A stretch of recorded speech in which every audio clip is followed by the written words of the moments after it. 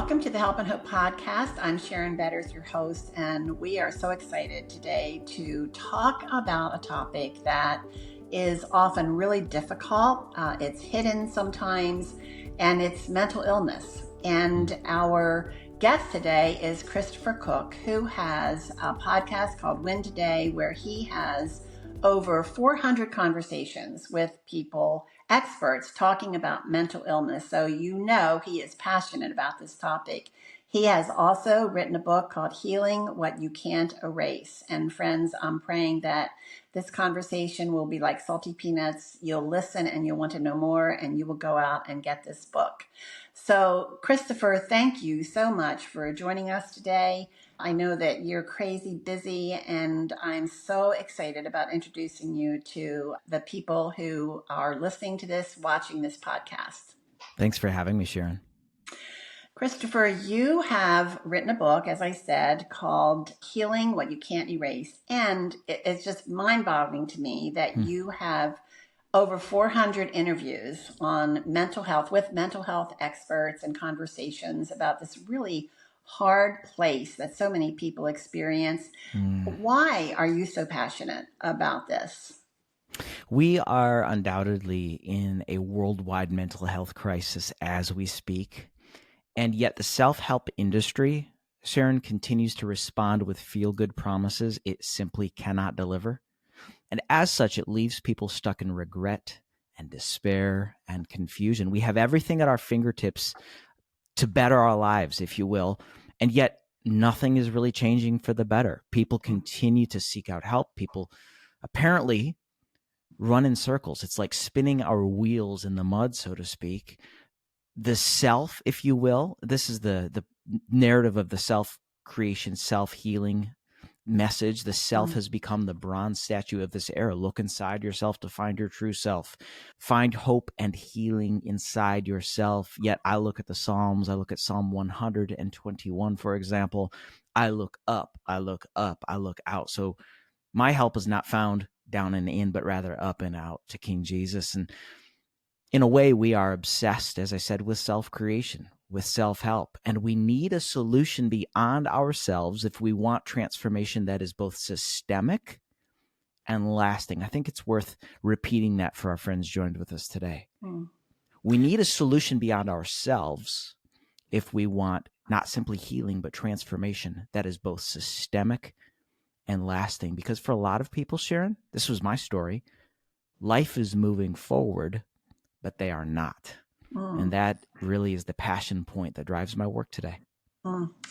That's really, I love that last statement. Life is moving forward, but that hurting, wounded person is not. And one of the things that you said, I thought was really helpful. You say, because of unexposed and unhealed wounds, we unintentionally normalize mindsets and behaviors that are anything but normal. And I think you just said that, we're not moving forward. But what do you mean when you say that? Can you give us some examples of behavior that, because we're not addressing those wounds, maybe they're just too hard. It's just too hard to address them. So we put it, bury them, but our behavior, that is impacting our behavior. And we feel that's normal behavior. What would be some of those things that would feel like normal, but they're not really? Well, I think it actually exposes a deeper issue. And if I can get sort of to the issue behind the issue, what happens is when we have unresolved disappointment and ungrieved losses, it eventually gets into the subconscious and breaks our spirit, as I talk about in the book. And when we don't deal with these deep, painful, real issues, we end up living through the narrative that they write, and they become as normal as Tuesday. We no longer can distinguish trauma from Tuesday. We wake up and there's this unrelenting sense of just defeat and despair. And after a while, because we've lived with that condition for so long, we think, that's just me. It's just me.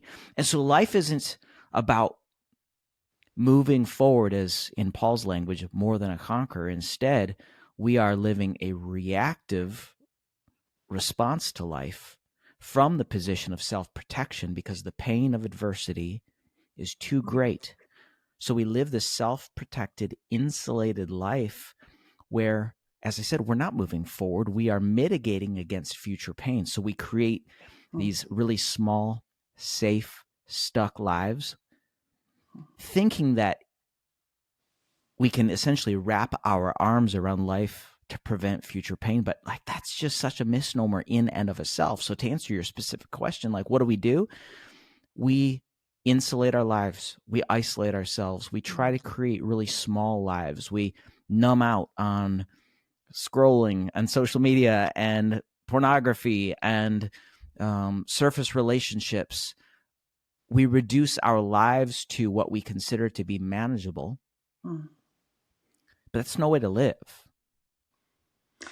I'm thinking about, I mean, even in my own life, some of the wounds, the experiences that I've had. My husband was a pastor for 50 years and church life and, you know, the relationships and everybody has those networks of relationships. And I'm thinking about some of the things that I've probably buried because I didn't know how to resolve them that lead to exactly what you're saying. You know, the isolation of building up walls to make sure that I don't get hurt again. And yet, as you're saying, we live in a broken world. Jesus promised we are going to have trouble. But then he says, but don't be afraid because I've overcome the world. And so that I can see that I'm thinking about that normalization of how a person would react to opportunities, to new relationships. The isolation that you mentioned, you had talked about that in your own life, where because of the pain that you had experienced, and you share the story in your book of your mother who was diagnosed with terminal cancer and your care of her, and then that she was not able to overcome the cancer and the impact that had on you as a young man. And talk to us a little bit about how old were you when that happened, and how did that impact the way that you lived your life? I think I remember you talking about you just kept walking. You did what you had to do, kept your head down, kind of thing. Were isolated. Correct me if I'm wrong on that. Sure. Her diagnosis came in 1994. I was 11 years old, and we battled as a family with her for 18 and a half years. So until that point, it was the majority of my life. So the first part of your question asked, like, what is this reality? What is the lens that it creates, essentially? Well, when you live through a traumatic lens, it creates a disposition by which you say, oh, this is normal. This is my normal life. Even though, listen, as you said, adversity hits us all. But after 18 years, it just creates a disposition of an identity that is forged by adversity, and it's just hard. So how did I cope against that? I will say it didn't cause me to isolate at all through my upbringing. Isolation came in where after my MS diagnosis, 9 months after her passing, I said, I can't take the pain anymore. So I did my best to shrink my life. As I spoke about moments ago, I shrank my life in such a way in an effort to somehow keep control of the life that was spinning hopelessly out of control. That's where the isolation piece came in. Pain, adversity is loud. It does create a narrative, a lens, if you will. The metaphor mixes. Adversity is so loud that it challenges the validity of the promises we read in the scriptures, one of which is Hebrews 13, I will never leave you or forsake you. Yet adversity says, if that was true, where is he? This is where keeping and guarding the heart is so vital. Pain has a way of shaping our view on reality, and we just can't be defined by it. I expound upon that in great detail in the book, but it is to say that the adversity is real, the loss is real, but it just can't define us. Yeah. I think as I'm listening to you, I'm thinking about my own life again. Obviously, it can touch a nerve in many ways, but I think when you are hit, like you said, that was your reality for 18 years. Sure, sure. But then with that diagnosis of MS, I mean, that's just another huge Mm-hmm. blow. Mm-hmm. And I think sometimes we only have so much bandwidth to be able to Mm-hmm. cope with all the other things in life. Mm-hmm. So we have to pick and choose. This is where I'm going to put my energy because I don't have the energy to deal with this thing over here. I don't have the energy to deal with more people in my life, that kind of thing. So it's kind of like this conflict of I need more people. I need people in my life, but I can't handle those people in my life. So you talked about a friend who, at a terribly critical point in your life, that friend was there for you and was there on a regular basis for you. What if you don't have a friend like that? What would you recommend? Because I think community is one of God's greatest gifts to Mm-hmm. us, that he Mm-hmm. keeps many of his promises through his people. Mm-hmm. So it's critical for us to have that one or two people in our lives. But what if somebody's listening right now who says, I have no one that can walk with me through this. Yeah, we definitely heal in community. That's an important stakeholder principle to take hold of in this conversation. This is why being planted in a local church. So I hope we're speaking to probably the majority of listeners who are believers. This is why being planted in a local church is so vital. We heal in community, not in isolation. And so in this case, this is where a pastor steps in. This is also not to discount the value of the need for professional counseling too. Find a good professional Christian counselor to engage with you in the process of healing, because for many people, there are traumatic roots. And I really believe in professional help in that way. Mm-hmm.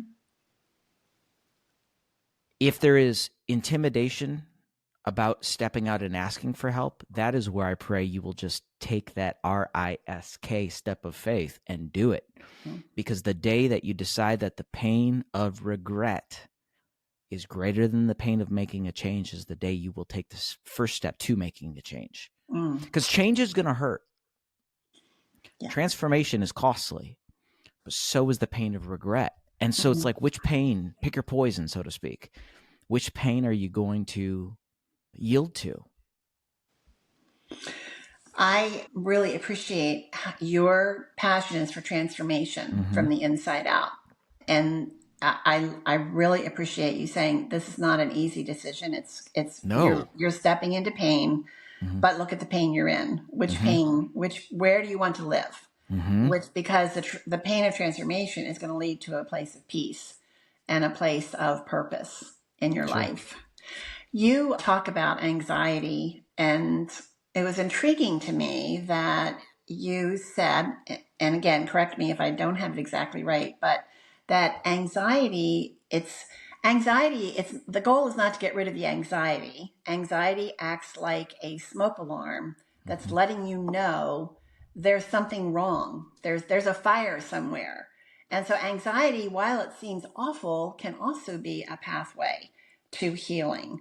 What do you mean by that? And then the second thing I would ask you is the path to transformation. You give a strategy to dealing with the roots of that anxiety, the seed strategy. So I really want you to talk about that too. Sure. Let me spend some time on the first part of the question first. I'm not sure I really addressed that analogy specifically in the book regarding anxiety being an alarm, but that is really to credit the work of my good friend, Dr. John Deloney, who wrote the foreword to my book. He really has established this great metaphor for us that anxiety is like an alarm. Anxiety is an issue, but it's not the core issue in my experience.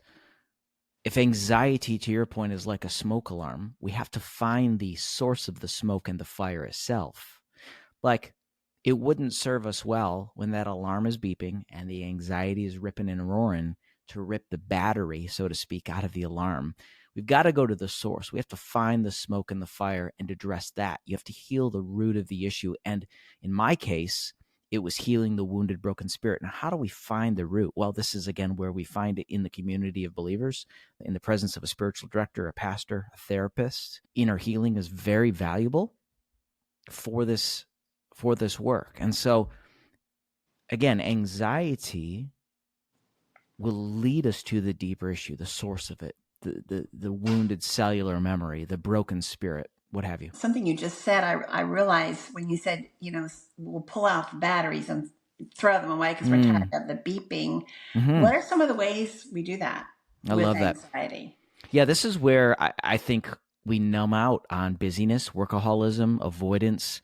As I said, scrolling, doom scrolling, Netflix, whatever your poison of choice is. We all numb out on something, and I think in a way that is equivalent to ripping the battery out of the alarm. Yeah. I'm just thinking of all those things that, because it's pain, right, Sharon? Right? Yes. Like addressing the root issue causes pain because we've got to revisit stuff. And people are like, I've been through enough. I don't want to do this. This is why we numb out. Yep. When we numb out, we're not dealing with the core issues. We're saying, I actually am most afraid of the pain and the discomfort. So I want to put a Band-Aid on it. And in so doing, what festers below the surface in the soul is underneath the hood. Yeah, it's the source of that, and it causes more systemic long-term damage to our ability to move forward when we don't heal the root.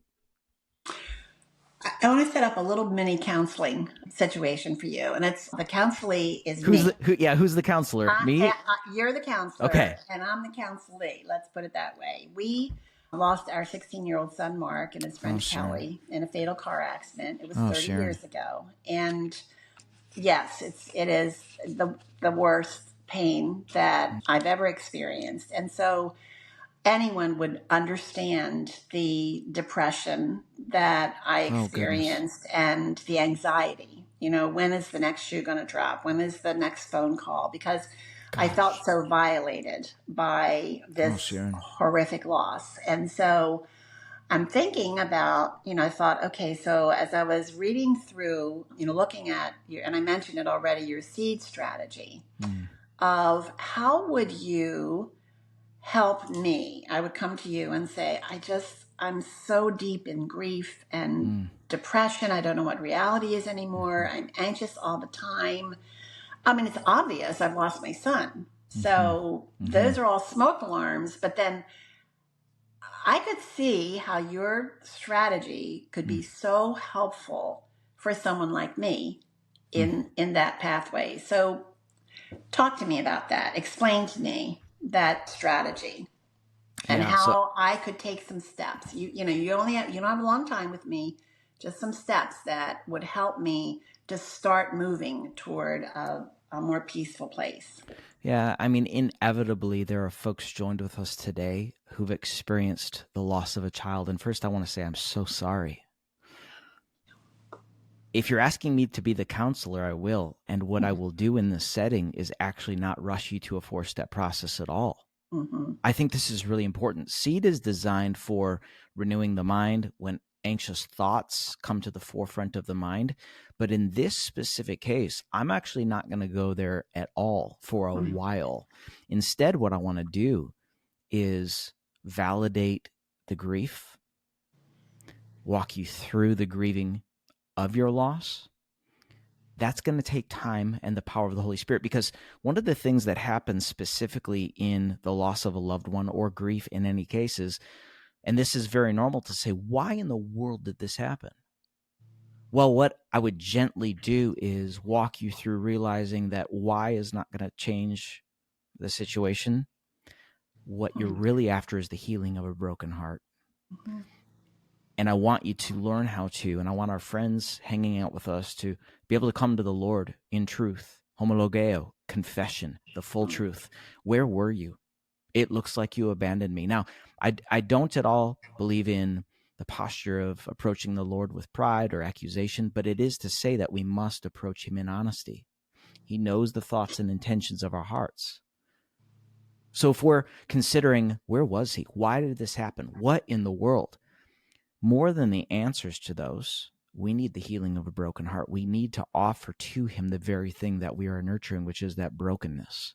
Mm-hmm. So it's part of the grief process is sitting in it. I often say this, more than platitudes, we need presence. Isn't it funny? I'm going to flip this and use this as an example.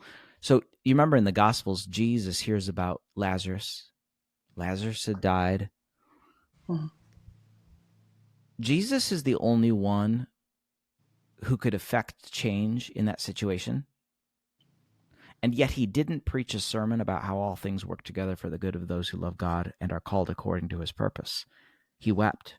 And I think a lot of us need to take that cue and actually attune to each other. And in this case, if I was the counselor, I would seek to attune to you, Sharon, as my client, and I would walk you very slowly through this. The goal of grief counseling is not to rush to an answer and check a box and move on with life, because moving on is not the goal. Moving forward is the goal. Yeah. Elizabeth Kubler-Ross and David Kessler, I think it's in their book on death and dying, say that we will never get over what happened to us, but we will move through it, because grief changes us. And so as your counselor, I would want to help guide you through the process of how is this changing you? What needs to be vocalized? I'm not trying to avoid your interview question here, but SEED is not the approach I would take at all. SEED is a very valuable resource that I use in my life and I use with coaching clients, et cetera. And we can talk about SEED. But in this case, this is like we're going 6-7 feet below the surface, and SEED isn't the most valuable, appropriate resource at this stage. The mourning, the grieving is such a key point of this. Kubler-Ross really developed the 5 stages of grieving, 5 stages of grief. And Kessler, her protege, developed what he calls the 6th stage of grief, which he calls meaning. And Sharon, that's going to take time. And so in no way do I want to avoid your initial question about SEED, but it is to say, let's get real with the folks joined with us to say, if you are facing loss of any kind, the last thing I'm going to do is give you a 5-step, 4-step checklist of things to do, because that's not going to touch the nerve of what's really ailing you. Now, this opens up the conversation around the broken spirit, which is the deepest part of who we are. We need to address that, because for many of us, like the children of Israel, we may have been delivered from Egypt, but Egypt doesn't get out of us. We're out of Egypt, but Egypt isn't out of us. We're out of pain, but pain isn't out of us. You get what I'm saying? Yeah. We've got to, Sharon, this is why I don't believe in the long-term sustainable benefits of self-help. Because Jeremiah in chapter 2, verse 13 talks about broken cisterns, and there are broken cisterns walking throughout life today. Their names are Sharon and Chris and Bill and Bob. And we have these leaks in our soul, so to speak. And we need the power of the Holy Spirit to not bring answers to the cognitive dissonance, but instead bring healing to a broken heart. This is the premise of my book, Healing What You Can't Erase, because we all face circumstances in life that will never be erased from our stories. So the goal isn't to move on. The goal of grief counseling isn't to move on. It's to move forward so that we live not from an open wound, but from a scar. It's a big question. So I didn't at all answer your question about SEED, and we can get there. But I needed to address this honestly, Sharon, because if we're going to help people heal, we need to go to the deepest place of who we are first.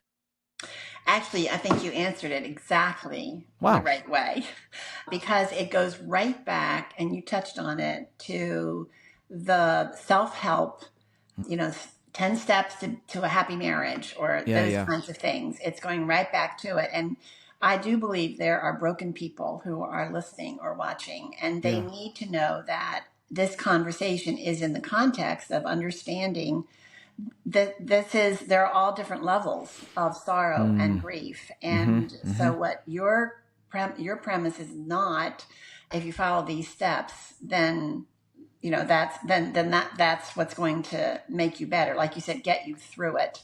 That's not what you're saying. So Yeah, the goal's not to get over anything. not to get over it. Yeah, not to get over it. I mean, and if somebody had said that to me early on in my own grief journey, that would be the last thing they would say to me, because I would know that's impossible. That's an impossible thing. And right there, Sharon, if I can flip the mic a little bit and get into interviewer mode, that would have been unhelpful for you, because it would have actually sunken you deeper into the place of despair and pain you were in, right? Yes, exactly. When you lost your son, right? Exactly.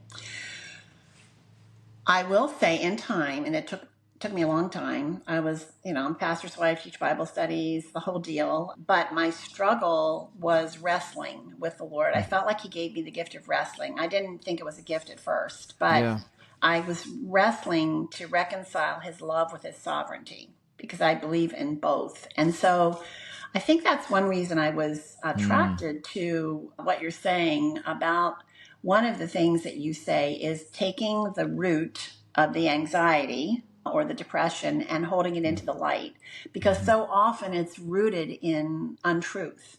So we need to hold it into the light of truth. And for me, that was the key. The scriptures, to me, were the only unchanging factor in my life. I chose to believe they would never change. And that was where I was going to find that pathway. So so talk to us a little bit about that, about how part of finding that, you say it so much better than me, but how looking at what is it that is at the root of my anxiety and holding it up to the light of truth. I'll get there in a second, but I need to sidestep us for a second, because one of the things that folks joined with us might be asking is, I'm actually, if I'm honest, Chris, Sharon, I'm struggling with my ability to engage with this truth in the first place, because He says He's good and what I'm experiencing isn't good. And how could He have let this happen? So I think we need to actually talk about that first, because with no disrespect to anyone, I think we so easily sweep the sovereignty of God conversation into play without fully understanding His nature. And then we unintentionally ascribe to Him things He didn't author. In other words, why did this happen? Why did the losses of my life happen? Why did the losses of your husband's in your life happen, Sharon? I think one of the most unhelpful things, oh goodness, I want to be careful about this. One of the most unhelpful things we say to people is, well, it must have just been God's will, and we have to trust in God's will. And I'm like, no, that is incongruent with the scriptures. I think the best answer is, I don't know. I don't know. We live in a fallen, broken world that's awaiting redemption. We serve a Redeemer and a Restorer. Why does it happen? I don't know. But we have to get so close to His heart that we don't unintentionally ascribe to Him authorship of things that He didn't author. We have to get so close to His heart to make sure that we don't mistakenly label His working all things together for good in a situation as His authorship of the situation. That's a way better way of saying what I attempted to say in the moment. So why does it happen? I don't know. But when we resolve the fact that we are not going to create an experience-based theology, where we're not going to sacrifice the truth of what we read in the Word upon the altar of human reasoning just to make up an answer that makes us feel good. Yeah. I think that's a starting place. That foundational theology, that He is eternally good, that His word is true, that we will live life with unanswered questions, is really foundational for us to be able to engage on the second half of your question. Does that make sense? Absolute total sense. It's not easy, because it's easier to say, well, it obviously was God's will. Like someone literally said to me in the last month, oh my gosh, do you see now? Maybe, or do you have a glimpse of why, he allowed your mom to have cancer and die and you to have MS? Because you have this great book. And I'm going, oh, no, no, no, no, no. This is his working all things together for good. This is not his authorship. He is not the author of sickness and disease and poverty and lack. It's his ways are congruent with his nature, and it's not in his nature. So we've got to get to know his heart. Now, the second part of your question, allow me to address that. So once we establish clarity, better word, once we establish our foundation upon what the word says about who he is, his self-revelation through scripture, then I think we can approach these questions about what do I do about this with open-handedness, with a level of curiosity. The goal of our faith experience isn't certainty. Faith requires mystery, so that's a huge part of it too. So what I'd love, if you would, Sharon, just ask me the second part of your question once again, because I want to drill down on that and answer specifically. But I apologize for the rabbit trail. It was important for me to establish that, because what I don't want people listening to do is go, I'm so confused about him then still. Yeah. These are hard and deep questions that we really, and suffering confronts us with them. Our own suffering, the suffering of it's others. so hard, Sharon. I remember my husband he was struggling with his faith after we lost Mark, and he read Dobson's book, When God Doesn't Make Sense, because he thought, okay, he's going to tell me what, when God doesn't make sense, here's the answer. Yeah. And he got to the last chapter, and Dobson says, sometimes God doesn't make sense. Right. That's just the way it is. And so, like you said, faith is mysterious, and it requires mystery, Sharon. It requires it. But I am with you 100% on what does the scripture say about God's character and his love and all of that. And it's hard to put the pieces together, but he calls us to himself, and lament is good, and he welcomes our questions. He does. He does. Yeah. He's a good father. Yeah. I know our time is growing short, and we've been kind of all over the place. That's and I'm great. hoping those of you who are listening are saying, man, I got to get this book, Healing What You Can't Erase. And Christopher, I'd love for you to tell us about, how do you see this book being used? I know it's for single people, readers, individual readers, but I could see it being used as a small group study. Yeah. What do you have in mind for it? What have you heard from others? All of the above. It's great for both individual application, but every chapter ends with a series of guided questions, guided exercises, a posture by which we can establish our heart before the Lord. Because what I do know, Sharon, is that information alone will not change our lives. It's only when we apply the information over time by the power of the Holy Spirit that transformation takes place. This is sort of the meta narrative of all of my work. And it is this, that transformation does not happen in one day. It happens daily. Mm-hmm. So my prayer is that this book becomes a resource for people to return to over time, because the answers, the guided questions, the exercises will be fresh for the season in which they find themselves. And so, yes, to answer your question, individual, small group, churches, grief share, I will say this, and I'm not trying to sell books here, but if folks listening do have small groups or a local church that they want to equip with this, they can go to healingwhatyoucan'terase.com. And right on the website there, the book-specific website, not only can they buy an individual copy of the book, but my publisher, my team has put together this incredible resource for bulk purchases. And so anywhere from 25 copies to 100,000 copies, they can get a bulk discount, so they can purchase for their small group or whatever, and then resell the book if they want. But that's all available at healingwhatyoucan'terase.com. And I've also heard through the grapevine that there are some churches that are buying it for all of their leadership, and also that you are prayerfully working on videos and a study guide. Tell us a little bit about that. Yeah, that's all in beta right now, so there's not a ton to reveal about that yet. But one of the things, as I shared with you before we hit record here today, is that, again, I want this book to have a long tail because, like transformation, it takes time. And so my hope is to develop some small group curriculum out of it, some online courses. But I want, Sharon, I want people to get free and stay free.